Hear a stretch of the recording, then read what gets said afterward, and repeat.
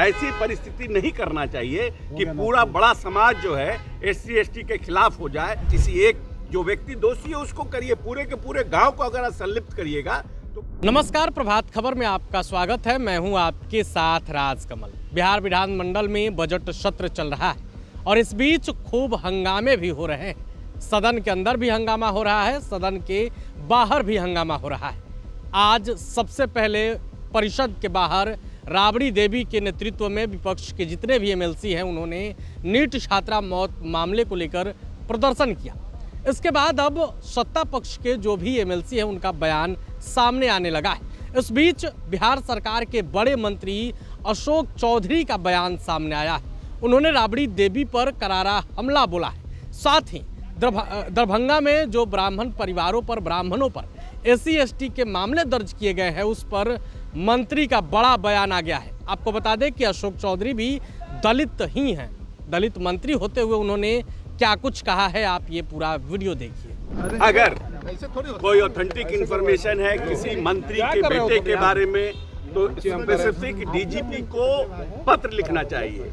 देश की उप मुख्यमंत्री हैं और प्रदेश की उप मुख्यमंत्री रहने के कारण उनको पूरा अधिकार है प्रदेश की जनता के हितों को रक्षा करने के लिए। लेकिन जस्ट एक बात कहने के लिए अगर उनके पास इंफॉर्मेशन है तो उनको 24 घंटे के अंदर DGP से मिलकर के या पत्र के माध्यम से इसका खुलासा करना चाहिए और ये जानकारी देनी चाहिए। पुलिस उन बातों पर जांच करेगी।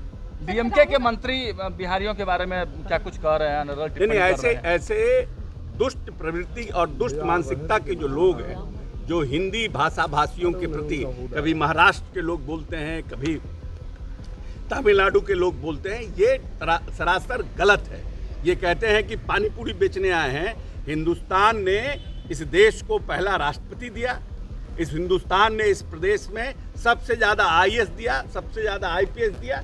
जहाँ पर ये कह रहे हैं उसी राज्य में कितने बिहारी पदाधिकारी उस प्रदेश का की सेवा कर रहे हैं। इसीलिए कुछ बोलने के लिए, मीडिया में बने रहने के लिए इस तरह की भाषा का प्रयोग करना सरासर गलत है। दरभंगा में SC/ST केस में ब्राह्मणों के पूरे गांव को शामिल कर दिया गया है। अरे एक आदमी दरभंगा में SC/ST केस में पूरे गांव को ही शामिल करके और ये सब गलत है। देखिए, बराबर कहा जाता है कोई भी एक्ट बनता है, चाहे वो SC/ST एक्ट हो, चाहे वो डाउरी एक्ट हो, आपको उन लड़कियों को डाउरी एक्ट में प्रोटेक्शन के लिए, SC/ST एक्ट में उनको प्रोटेक्शन के लिए मिलता है। ऐसी परिस्थिति नहीं करना चाहिए कि पूरा बड़ा समाज जो है SC/ST के खिलाफ हो जाए और उसके खिलाफ में आपको कोई सरकार ने प्रोटेक्शन दिया है उसका सही अर्थ में उसका यूटिलाइजेशन होना चाहिए। किसी को प्रताड़ित करने के लिए अगर आप इस तरह का बार बार काम करिएगा, किसी एक जो व्यक्ति दोषी है उसको करिए, पूरे के पूरे गांव को अगर आप संलिप्त करिएगा तो आने वाले समय में आपके खिलाफ में भी देश में माहौल बनेगा। प्रभातखबर.com, विश्वास वही, रफ्तार नहीं।